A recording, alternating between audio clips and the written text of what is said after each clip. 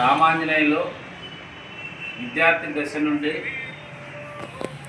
చాలా కష్టపడిన తర్వాత కూడా ఎంతో తనంతకు తాను మంచి ఎత్తుగడలేసి ఎవరు వ్యతిరేకిస్తున్నా నాయకులు కాదనుకుంటున్నప్పటికీ కూడా మన నారా లోకేష్ ఆశీస్సులతో డైరెక్ట్ తీసుకోవడము చాలా అభినందనీయము. ఇంతవరకు కూడా మనకి అంటే గంగపుత్రులు, తెలుగోళ్ళు, బెస్తా, ఈ పట్టపోళ్ళు కానీ నెయ్యి వాళ్ళు కానీ అందరూ మన వాళ్ళే వీళ్ళంతా.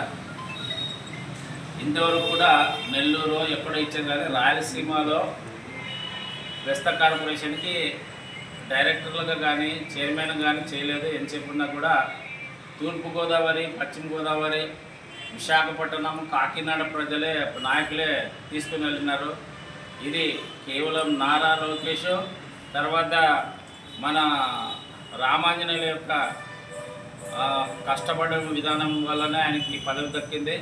కాబట్టి గంగపుత్రులందరూ కూడా ఆయన అందుబాటులో ఉండి తనకున్నటువంటి పరిధిలో తనకున్నటువంటి అవకాశాలను కూడా ఉపయోగించుకొని గంగపుత్రులకు ఏమన్నా కూడా చేయాలన్నటువంటి ఒక అభిలాషతో ముందుకు పోవాలని చెప్పి కోరుతున్నాను.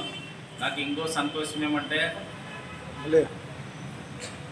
ఈ తెలుగుదేశం పార్టీలో కానీ, వైకాపా పార్టీలో కానీ, కాంగ్రెస్ పార్టీలో కానీ, లేదా ఇంకో సిపిఎం కానీ, బీజేపీ కానీ, తర్వాత ఈ జనసేనలో కానీ ఆదోని అనేసరికి వాళ్ళకి ఆ వీధి వాళ్ళే కనిపిస్తారు.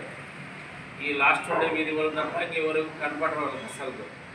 వాళ్ళకే ఎమ్మెల్సీ వాళ్ళకే, ఎంపీలు వాళ్ళకే, తర్వాత ఎమ్మెల్యేల పదవులు కూడా వాళ్ళకే వచ్చే పరిస్థితి ఉండేది. కాబట్టి ఇప్పుడు మనకు మంచి అవకాశాన్ని కూడా లోకల్ నాయకులు ఎవరు ఇవ్వలేదు. రామాంజనేయులకి నారా లోకేష్ మాత్రమే ఆయన్ని ఆదరించినాడు, ఆయన్ని గుర్తించినాడు. కాబట్టి మన సపోర్ట్ రామాంజనేయులకు ఉండాలా, రామాంజనేయుల సపోర్ట్ కూడా మన జాతికంతా ఉండాలా. అట్లాగే ఎంత చెప్పున్నా సరే మన వాళ్ళు ఏం చేస్తున్నారంటే చేపలు పడదామనే కాన్సెప్ట్లోనే ఉన్నారు తప్పనిస్తే మనము గంగపుత్ర సంఘం అని గంగపుత్రులను ఎస్టీలో చేర్చాలని చెప్పి వాల్మీకి సంఘం కన్నా ముందు మంది చేశారు. శాసనసభలో తీర్మానం చేసినారు. ఎప్పుడు చెన్నారెడ్డి ప్రభుత్వం ఉన్నప్పుడే చేసినారు. దాన్ని వెనకబడి చేసినటువంటి అంటే దాన్ని వెనుక ఉండి దాన్ని నడిపించే వాళ్ళకు మనకు రాష్ట్రంలో కూడా లేరు. కాబట్టి దానికోసం పోరాడితే పిల్లల బతుకు